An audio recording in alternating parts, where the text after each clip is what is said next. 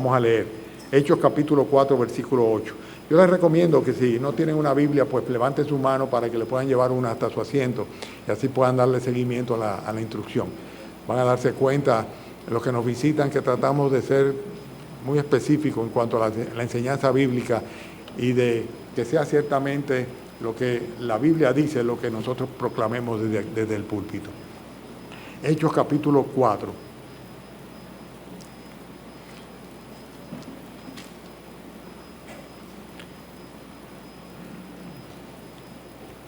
Voy a leer desde el versículo 8.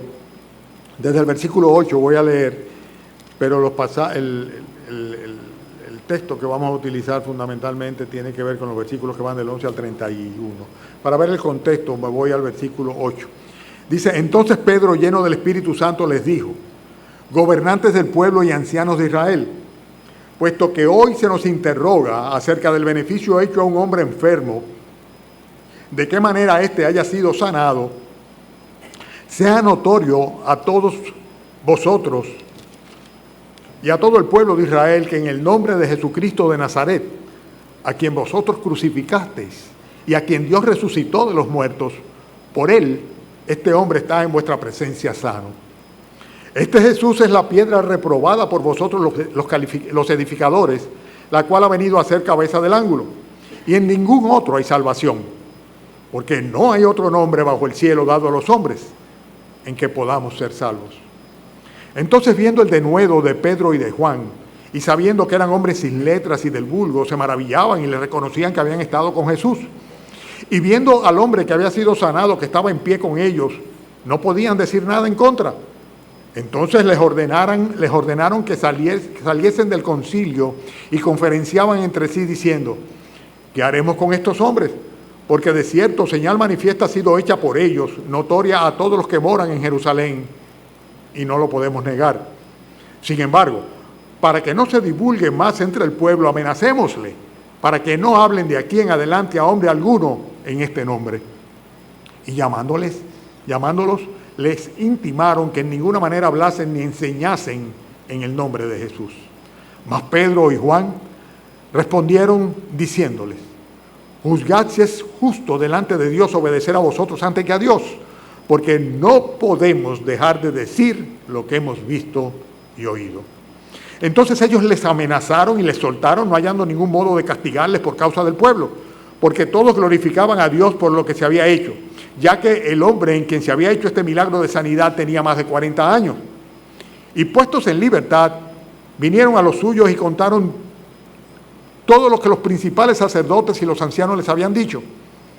Y ellos, habiéndolo oído, alzaron unánimes la voz a Dios y dijeron: soberano Señor, tú que eres el Dios que hiciste el cielo y la tierra, el mar y todos los que en ellos hay, que por boca de David tu siervo dijiste: ¿por qué se amotinan la gente y los pueblos piensan cosas vanas? Se reunieron los reyes de la tierra y los príncipes se juntaron a una contra el Señor y contra su Cristo. Porque verdaderamente se unieron en esta ciudad contra tu santo Hijo Jesús, a quien ungiste, Herodes y Poncio Pilato, con los gentiles y el pueblo de Israel, para hacer cuanto tu mano y tu consejo habían antes determinado que sucediera. Ahora, Señor, mira sus amenazas y concede a tus siervos que con todo denuedo hablen tu palabra, mientras extiendes tu mano para que se hagan sanidades y señales y prodigios mediante el nombre de tu santo Hijo Jesús. Cuando hubieron orado, el lugar en que estaban congregados tembló y todos fueron llenos del Espíritu Santo y hablaban con denuedo la palabra de Dios. Y la multitud de los que habían creído eran de un corazón y un alma, y ninguno decía ser suyo propio nada de lo que poseía, sino que tenían todas las cosas en común. Y con gran poder los apóstoles daban testimonio de la resurrección del Señor Jesús, y abundante gracia era sobre todos ellos.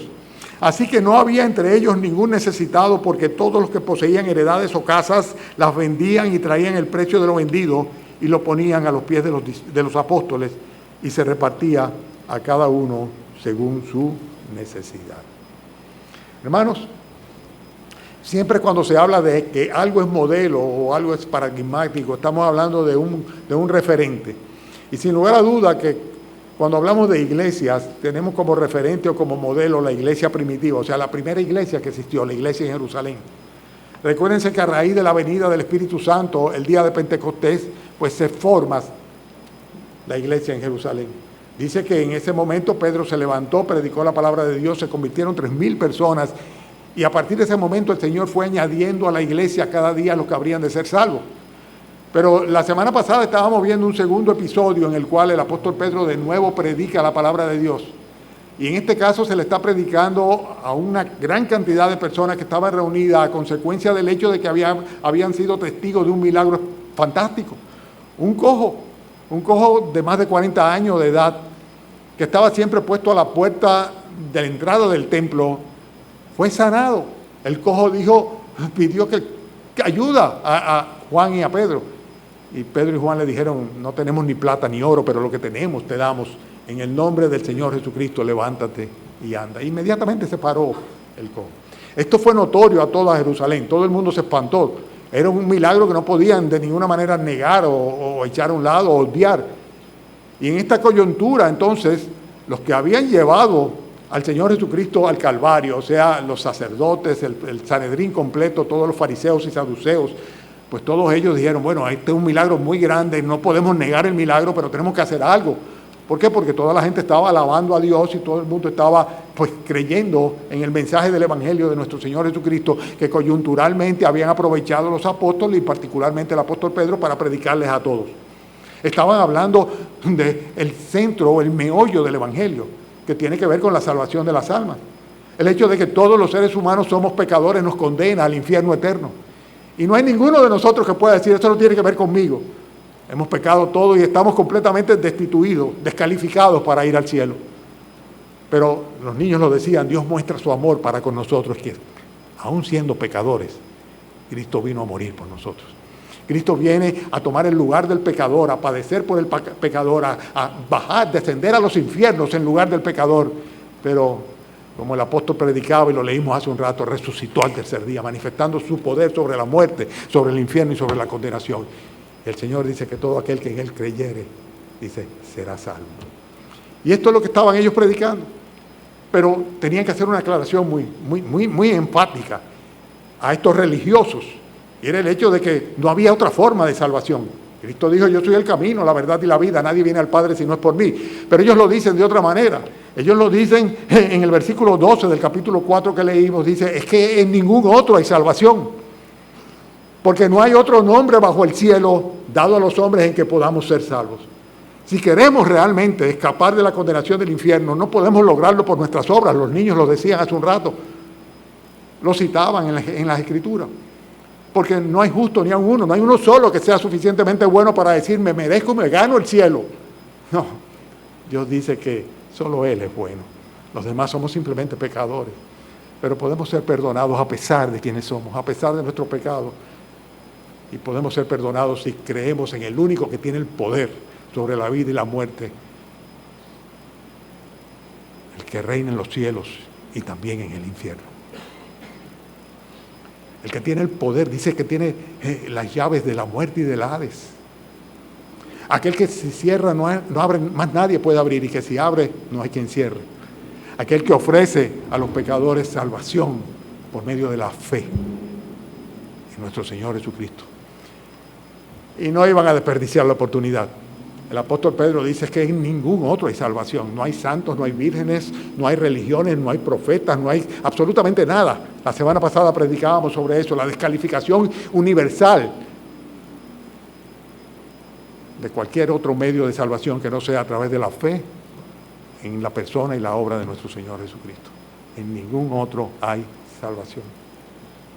Cristo lo dijo. Los que antes de mí vinieron, ladrones son y salteadores. Yo soy la puerta. Él es la puerta. Solamente Él, el que por mí entrare, será salvo. Eso dijo el Señor Jesucristo. Pero todo esto es solamente a modo de introducción. El hecho es que nosotros vemos que los líderes religiosos no podían estarse tranquilos. Y lo que dicen, bueno, vamos a amenazarles para que se callen la boca. No podemos decir que no hay un milagro hecho. El milagro está ahí, el hombre está caminando. Todos lo vieron. Pero mandémosles que se callen, que no hablen más en ese nombre. para que no se divulgue más entre el pueblo, dice, amenacémosle.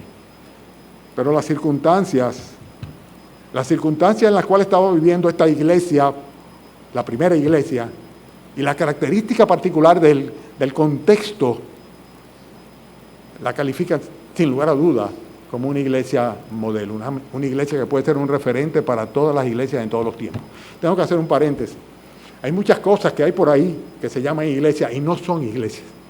Aquí tenemos un referente de lo que es una verdadera iglesia de nuestro Señor Jesucristo. ¿Dónde? En la primera iglesia. En la primera iglesia, la iglesia en Jerusalén. Y esto es importante que nosotros lo tomemos en cuenta, porque hay una serie de características de una iglesia modelo en la primera iglesia en Jerusalén.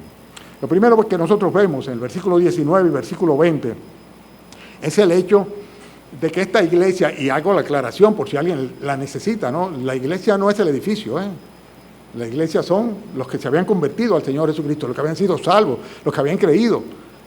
Los 3,000 y los 5,000 o quién sabe cuántos más que en ese momento ya eran salvos, porque el Señor los había añadido a su iglesia. Estamos hablando del cuerpo, algunos le llaman místico, no le veo mucho el misticismo, pero el cuerpo del cual Cristo es la cabeza. Él es el fundamento, y los niños lo cantaban hace un rato, pero Él también es el tope, la cabeza, el líder de su iglesia. Y nosotros somos todos hermanos en Él. Pero esta iglesia, que es una verdadera iglesia, no una secta, ni mucho menos, no un edificio, no un templo pelado o lleno, no importa. Es una iglesia que está constituida por personas que han tenido una experiencia personal. O sea que fundamentalmente lo que motiva a los miembros es la experiencia personal, individual que han tenido con nuestro Señor Jesucristo. Es importante lo que estoy diciendo.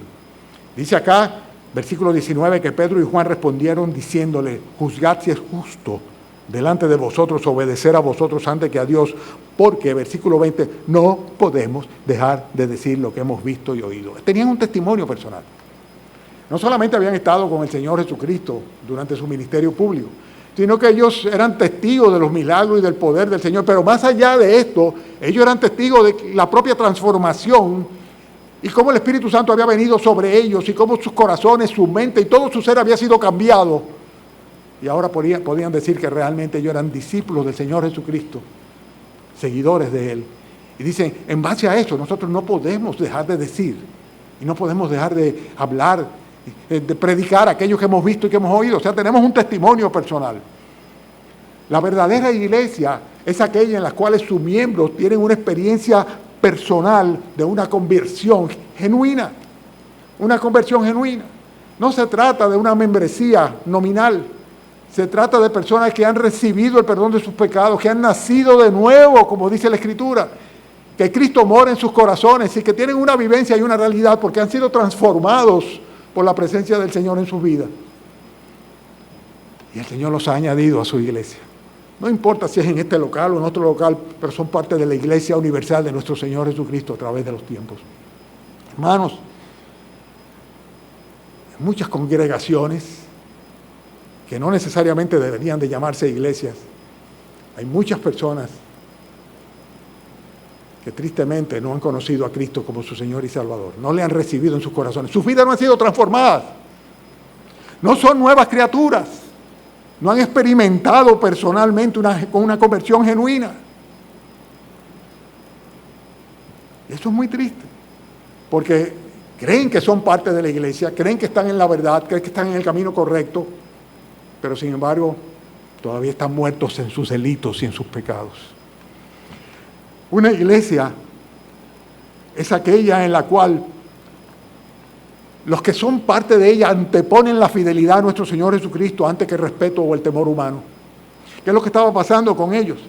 A pesar de que lo estaban amenazando, a pesar de que sabía que estaba en juego sus vidas, dice que sencillamente juzguen ustedes mismos si es justo delante de Dios obedecer a Dios o obedecer a los hombres antes que a Dios. Era su convicción. Tenían una convicción que venía como consecuencia de una relación con aquel en el cual ellos habían constatado su poder, su transformación, había descargado sus pecados de sus almas y les había concedido una comunión íntima personal. No estaban hablando de una religión, sencillamente ellos decían, yo tengo que obedecer a Dios. Yo tengo que obedecer a aquel que me salvó, aquel al que le entregué mi alma, aquel que es mi Señor. Consecuentemente, juzguen ustedes mismos si es justo obedecer a vosotros antes que a Dios. Hermanos, una iglesia verdadera, genuina, como esta iglesia, una iglesia modelo, se caracteriza porque tiene una verdad que es el centro y el fundamento de su razón de ser, una verdad que no puede ser acallada, que hay que proclamarla, que el Señor mandó a proclamarla, que solamente en Cristo hay salvación, que no hay otro nombre bajo el cielo dado a los hombres en los cuales podamos ser salvos. Consecuentemente, no puede dejar de decir lo que ha experimentado, lo que ha visto y lo que ha oído, que en ninguno otro hay salvación. Hermanos, una verdadera iglesia es aquella que tiene un compromiso personal con el Señor. Es aquella que tiene a Jesucristo como su Salvador, como su cabeza, como su guía, que ciertamente no puede vivir ajeno ni a su comunión con Dios, ni al consejo de Dios, ni a la predicación de la palabra de Dios. Y este es el segundo o el tercero de los puntos que vamos a ver hoy. Estamos hablando de las características de una iglesia modelo, tomando como referente la iglesia que estamos viendo acá, que se manifiesta en estos versículos que hemos leído. En segundo lugar, fíjense que es una iglesia que tiene un liderazgo que es comprometido y que es funcional también. Aquella jerarquía eclesiástica por allá arriba es algo que no es bíblico absolutamente. Si los que tienen responsabilidades no se consideran simplemente servidores y no van delante, no detrás, y junto con las ovejas, pues sencillamente no son un liderazgo comprometido y funcional. Aquí nosotros vemos que precisamente recae la gran responsabilidad sobre los apóstoles. Los apóstoles no eran figuras decorativas que se quedaron allá y que los otros eran los que estaban. No. Eran las personas que eran directamente perseguidas. Eran las personas que sacaban la cara. Eran las personas que una vez y otra vez iban a ser tomados presos y iban a ser amenazados. ¿Por qué? Porque estaban al frente y junto con la congregación. Esto es muy importante, porque no es lo que vemos nosotros en las jerarquías eclesiásticas de las religiones oficiales. No es lo que solemos ver. Por eso es que dicen algunos que tienen que oler a ovejas los pastores. ¿Por qué? Porque sencillamente no son diferentes, también son ovejas. Algunos dicen, no, porque es que tienen que tener contacto con las ovejas. No, es que son ovejas también los pastores. Y tienen que estar comprometidos y tienen que estar involucrados. Y necesariamente tiene que ser así. Este liderazgo comprometido, involucrado, funcional, no representativo, sino real, era lo que precisamente los apóstoles y los ancianos de la iglesia primitiva representaban. Nosotros vemos cómo en Hechos capítulo 15, no lo busquen en el texto, vemos que en los primeros 6 versículos habla sobre los ancianos y los apóstoles, cómo ellos eran personas que estaban ahí a mano junto con la congregación. Y cómo se acudía a ellos precisamente para cualquier tipo de consejo.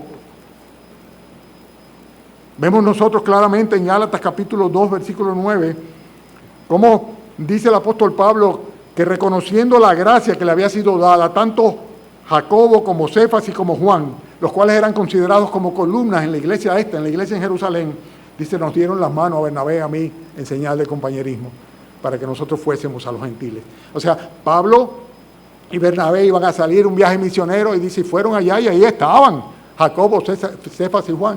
Y lo que hicieron fue alegrarse con el hecho de que el Señor los estuviese mandando a que predicaran a los gentiles la palabra de Dios.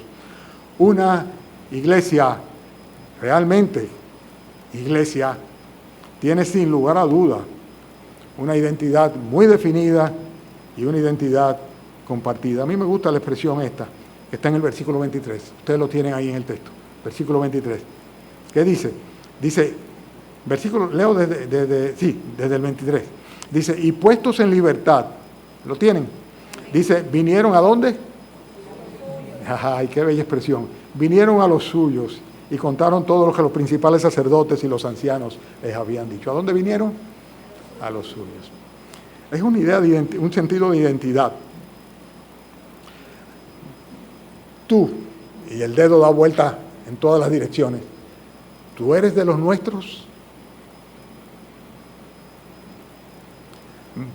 tendríamos que preguntarle, ¿es que soy yo de los suyos? De los suyos de la iglesia, porque evidentemente eran creyentes, vinieron a los suyos, a los creyentes, vinieron a los suyos, a la iglesia, a una iglesia que estaba congregada, reunida, unida entre sí, a esa iglesia que era modelo. Yo quiero martillar un poquito esto en las cabezas de ustedes, y tiene que ver con la idea de la identidad. Es cierto, somos parte de la iglesia universal de nuestro Señor Jesucristo, pero esta iglesia estaba en Jerusalén, ¿verdad? Y eran hermanos que estaban así y que compartían todas las cosas. Vamos a ver eso un poquito más adelante. ¿Y cuál era el lugar de refugio? Los suyos, los suyos. El Señor lo dijo, cualquiera que pierda padre, madre, mujer o hijos, dice, casa, dice, tendrá 100 veces más. Hermanos, hermanas, mujer, hijo, padre. Somos una familia. Cuando mandamos un saludo a alguien porque cumple años, que el Señor te bendiga a ti, a los tuyos. Claro, los tuyos. Se entiende claramente, a tu familia completa. Te estamos mandando la bendición. Los hermanos, dice, salieron, los liberaron y fueron a los suyos. Y le contaron todas las cosas que los principales sacerdotes y los ancianos les habían dicho. Yo no sé si tú eres de los nuestros o no eres de los nuestros. A lo mejor eres simplemente una persona que pasa por aquí de vez en cuando, o una persona que viniendo regularmente, sin embargo, por el mismo hecho de que no has tenido una experiencia de una conversión personal, todavía no eres de los nuestros. Pero qué bello es cuando podemos contar con los nuestros, cuando sabemos que somos parte de los suyos. Y esta iglesia es una iglesia modelo, que se caracterizaba precisamente porque eran una familia, con un liderazgo comprometido. Claro que sí. Hay otra tercera característica de esta iglesia modelo. Está en los versículos que van del 23 al 24. Puestos en libertad, vinieron a los suyos y contaron todo lo que los principales sacerdotes y los ancianos les habían dicho. Y ellos, habiéndolo oído, alzaron unánimes la voz a Dios y dijeron, soberano Señor, tú que eres el Dios que hiciste el cielo y la tierra, el mar y todo lo que en ellos hay, etcétera, etcétera, etcétera. ¿Cuál es la tercera característica que tiene esta iglesia paradigmática, modelo? La unanimidad. La unanimidad lo dice claramente. Dice, alzaron unánimes la voz a Dios. Y algunos de ustedes dirán, bueno, pastor, pero solamente por el hecho de que en un momento dado alzaran unánimes la voz a Dios no significa que hubiera unanimidad entre ellos. Bueno, les voy a citar muchos pasajes que hablan sobre esto. Estamos hablando de esa misma iglesia, En el capítulo 1, en el versículo 14, dice que todos perseveraban unánimes en oración y ruego con las mujeres y con María, la madre de Jesús, y con sus hermanos. Estaba la iglesia ahí en unanimidad, perseverando. Después nosotros vamos al capítulo 2, versículo 1 del mismo libro de Hechos, hablando de la misma iglesia, y dice, cuando llegó el día de Pentecostés, estaban todos unánimes, juntos. Y el apóstol y el Espíritu Santo no enfatiza una palabra así porque así. Es por la importancia que tiene. Pero no se queda ahí. En el capítulo 2, versículo 46, dice, y perseverando unánimes cada día en el templo y partiendo el pan en las casas, comían juntos con alegría y sencillez de corazón. En capítulo 5 de Hechos, de nuevo, dice, y por la mano de los apóstoles se hacían muchas señales y prodigios en el pueblo, y estaban todos unánimes en el pórtico de Salomón. Pero en el Nuevo Testamento el apóstol Pablo hace recomendaciones constantemente a la iglesia en ese sentido, de que deben actuar, deben vivir, deben compartir en unanimidad. Es la gran diferencia entre simplemente acudir a un culto, saludarse, qué bueno, tal vez el que está al lado, hermano, te amo, que cantamos el ratito y ya, y cada quien coge para su casa. Eso no es unanimidad. Eso no es unanimidad. La unanimidad que se refiere aquí es una unanimidad que parte de haber experimentado un mismo nacimiento espiritual y ser parte de una misma familia y dolerse, importarle el uno al otro, y estar pendiente y proveyendo el uno al otro. Vamos a ver más sobre esto. Por ejemplo, Romanos capítulo 5, versículos 5 y 6, el Dios de la paciencia y de la consolación, os dé entre vosotros un mismo sentir en Cristo Jesús, para que unánimes a una voz glorifiquéis a Dios, al Dios y Padre de nuestro Señor Jesucristo. Es como si fuera una premisa. O sea, es necesario que para que unánimes a una voz podamos glorificar al Dios y Padre de nuestro Señor Jesucristo, que nosotros tengamos un mismo sentir. Es importantísimo. Aclaro, unanimidad no es uniformidad. Somos distintos. Y el Señor aprovecha esas diferencias entre nosotros.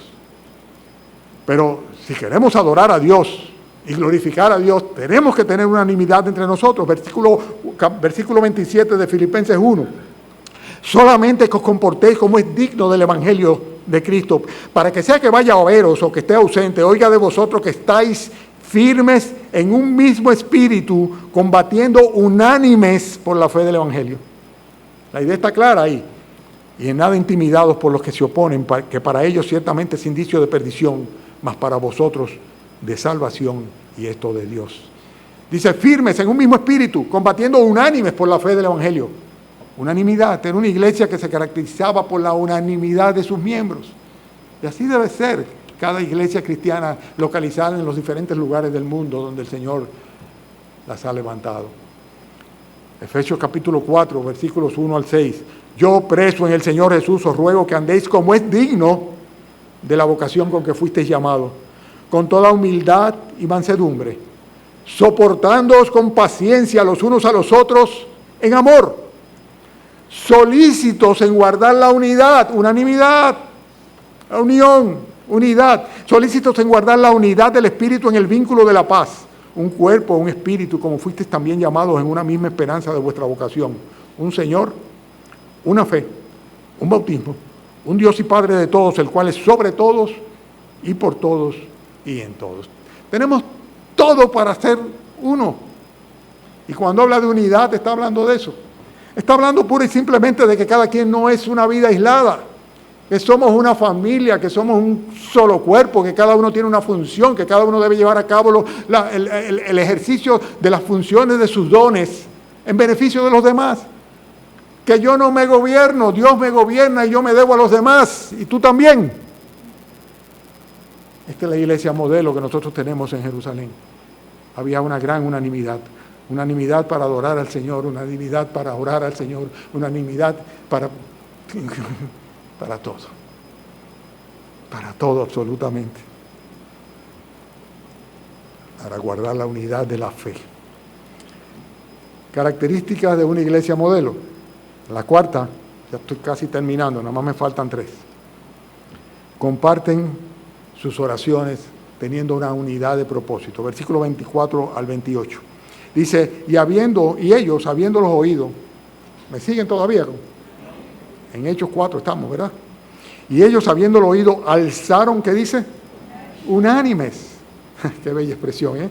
Alzaron unánimes la voz a Dios y dijeron, soberano Señor, tú que eres el Dios que hiciste el cielo y la tierra, el mar y todo lo que en ellos hay, que por boca de David tu siervo dijiste, ¿por qué se amontina la gente y los pueblos piensan cosas malas?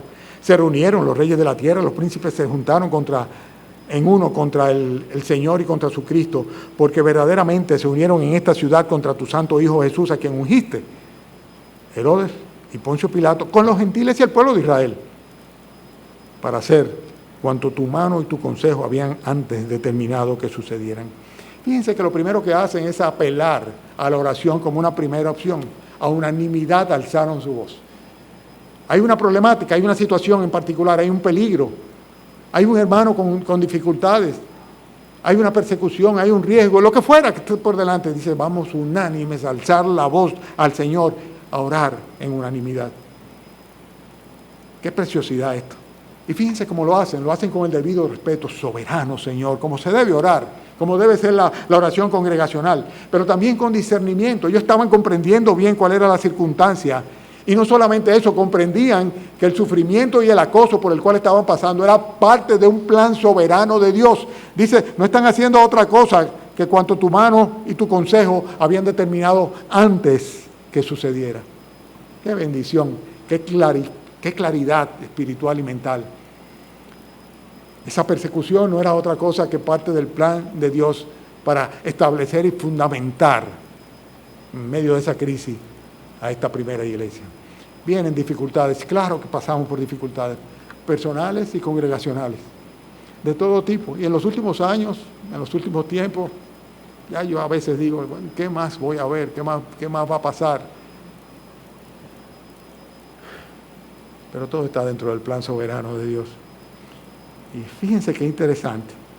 En el versículo 29, el versículo que sigue, dicen, y ahora, Señor, mira sus amenazas y concede a tus siervos que con todo denuedo hablen tu palabra.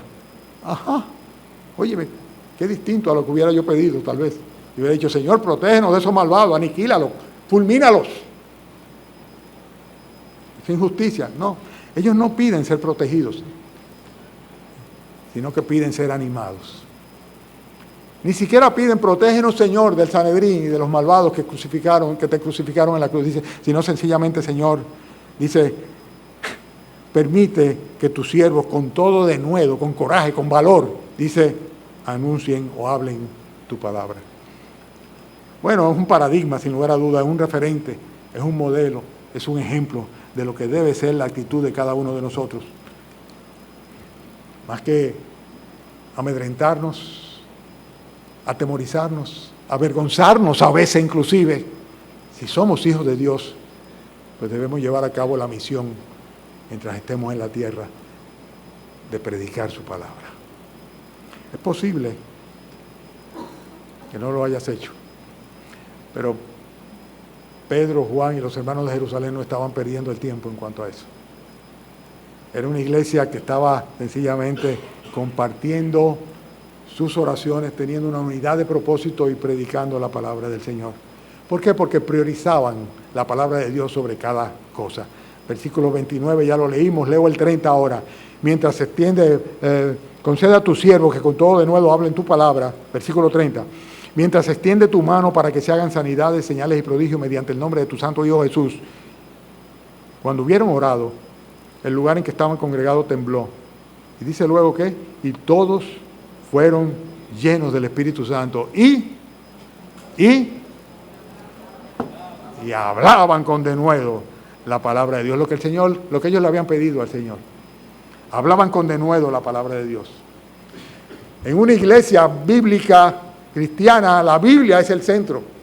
Y por eso el énfasis tiene que estar no en la buena música, ni en la buena comunión, ni en las actividades que tenemos, ni en los retiros que hacemos. Todo eso es maravilloso y hay que hacerlo, porque nos permite en esas oportunidades compartir la comunión de que hablábamos, gozarnos en la unión que el Señor ha formado, ha fundido entre nosotros, y también aprender de su bendita palabra. Y ellos estaban concentrados en eso, dice, hablaban con denuedo, sencillamente salían, estaban tan llenos del Espíritu Santo, lo vemos aquí, que sencillamente no podían callarse. La llenura del Espíritu Santo era el catalizador para la expansión del Evangelio. Es posible que esta no sea tu condición. Ellos le pidieron al Señor, Señor, permite que podamos hacerlo, que podamos predicar tu palabra, que sigamos haciéndolo con denuedo. Y el Señor se lo concede precisamente, porque en eso se place Él.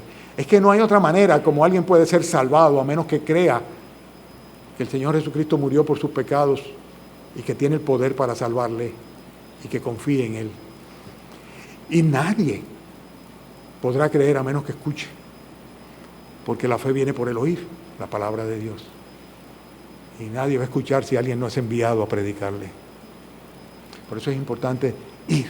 Y hemos sido enviados por el Señor Jesucristo. Hemos sido enviados a predicar el Evangelio, a compartir lo que por gracia hemos recibido. Esta iglesia modelo tal vez tenía lo que a ti te hace falta para poder hablar con denuedo la palabra de Dios. ¿Qué tenía?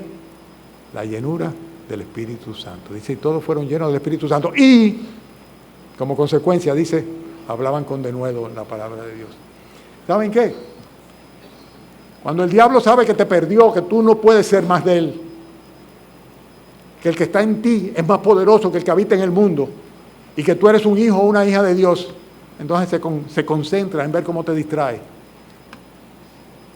De cómo te distrae.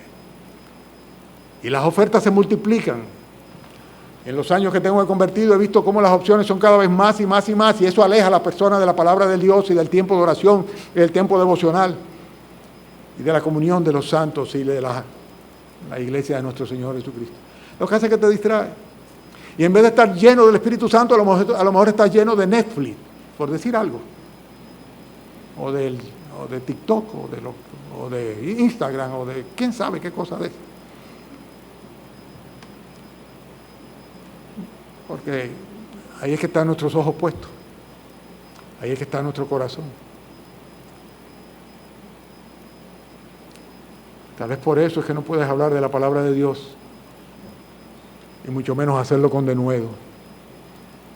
Y la Biblia dice, sed llenos del Espíritu Santo. Es un mandato.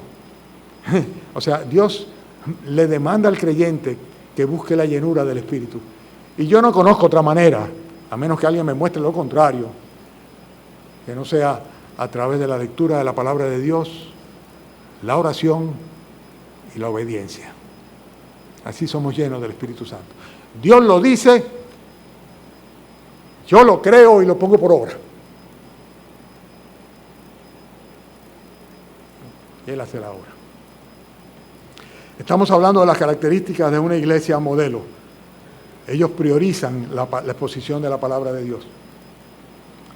Cuando usted vaya o vea una iglesia donde el énfasis está en los especiales, en las actividades, que prácticamente lo que hacen es un show,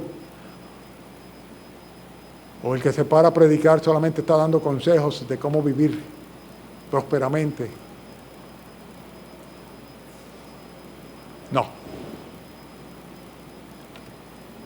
No tenemos autoridad para ni siquiera pensar y mucho menos exponer más allá de lo que está escrito. Recuerdo cuando un hermano del alma, que ya está con el Señor, decía, es que yo tengo temor de equivocarme. Le dije, no hay riesgo, siempre y cuando tú digas, muéstramelo en la Biblia. Es al Cristo, al Dios de la Biblia, a quien tú te vas a deber de ahora en adelante.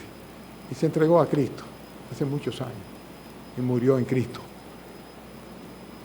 y sirvió a Cristo.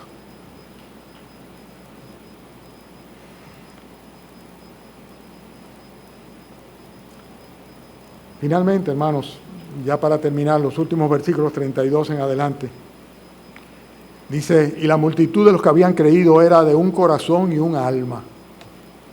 Y ninguno decía hacer suyo propio nada de lo que poseía, sino que tenían todas las cosas en común. Y con gran poder los apóstoles daban testimonio de la resurrección del Señor Jesús. Y abundante gracia era sobre todos ellos. Así que no había entre ellos ningún necesitado, porque todos los que poseían heredades o casas las vendían y traían el precio de lo vendido. Hay dos énfasis aquí que tengo que hacer. El énfasis de, como dice el versículo 32, la multitud, eran muchos, dice, pero siendo una multitud que dice que tenían un corazón y un alma. La multitud tenían un corazón y un alma. Es que el Espíritu Santo sabe cómo nos enseña. Hay que poner énfasis en la palabra, en cada palabrita, en cada, como dice, ni una jota, ni una tilde, ni una coma, nada está de más en la palabra de Dios. Todas estas multitud tenían un mismo corazón y tenían un alma. Eran personas que practicaban, y este es el último punto, el amor fraternal con gran desprendimiento. Practicaban el amor fraternal con gran desprendimiento. Dice que abundante gracia era sobre todos ellos, versículo 33 al final. Abundante gracia. La gracia del Señor venía como consecuencia del espíritu, el corazón, la disposición que tenían ellos por el amor fraternal no fingido que se manifestaban al uno al otro y que se evidenciaba en un desprendimiento total. Dice, ninguno decía hacer suyo propio nada. Dice, en otras palabras, todo lo que yo tengo está a tus órdenes, para ti, Señor. Es para los hermanos, es para el pueblo de Dios. Cuando una persona realmente se convierte a Cristo, es todo su ser. Es su ser. Recuérdense el pasaje de aquel hombre rico que vino, joven rico, ¿verdad? Dice, se fue triste porque tenía muchas posesiones. No estaba dispuesto a simplemente darle al Señor todo su ser. Pero aquí estos hermanos, dice, tenían abundante gracia sobre ellos. Y dice, no había entre ellos ningún necesitado, porque todos los que poseían heredades las traían y ponían el precio de lo vendido delante, de manera que hubiera para todos. Qué bendición, qué actitud tan correcta. Cada uno pendiente de lo que el otro necesite. ¿Saben algo? El pastor va en coche, como decimos aquí. Va fácil cuando tiene una congregación así que cuidar. Cuando los hermanos se cuidan el uno al otro, cuando cada quien está pendiente de la necesidad y la problemática del otro, para decirle, estoy aquí hermano, ¿qué tú necesitas? Para acompañarles, para interceder. Doy gracias al Señor por los de ustedes que lo hacen. Doy gracias al Señor por el cuerpo de diáconos que tiene esta iglesia. Pero somos todos que debemos hacer aquí. Dice, era la multitud de los que habían creído, tenían un corazón y un alma. Concluyo, hermanos, concluyo haciendo el resumen. Esta iglesia modelo estaba motivada por una vivencia o una experiencia personal de conversión de cada uno de sus miembros. Eran verdaderos creyentes. En segundo lugar, su liderazgo estaba involucrado, comprometido, funcional. Todos los que estén en autoridad, tenemos que recordar que solamente somos parte del rebaño. Con mayores responsabilidades tal vez, pero parte del rebaño. Tal vez con la responsabilidad de sacar la cara o recibir las amenazas por toda la congregación. Tercero, la unanimidad es una característica que identifica una iglesia verdadera. Unanimidad. Vuelvo y repito, unanimidad. Un solo cuerpo, un solo Señor, una sola fe, un solo bautismo, un Dios y Padre, el cual es por todo y sobre todo. Somos uno en el Señor. Cuarto, comparten sus oraciones con unidad de propósito. Alzaron unánimes la voz y dijeron, soberano Señor. Quinto, priorizan la exposición de la palabra de Dios. No opiniones personales, no consejos extrabíblicos, sino lo que la Biblia dice. Y sexto, practican el amor fraternal con desprendimiento. El Señor nos conceda ser una iglesia así. ¿Saben por qué? Porque si es así va a suceder lo que dice al final acá. Dice que abundante gracia era sobre todos ellos. Abundante gracia del Señor era sobre toda la iglesia. Vamos a orar.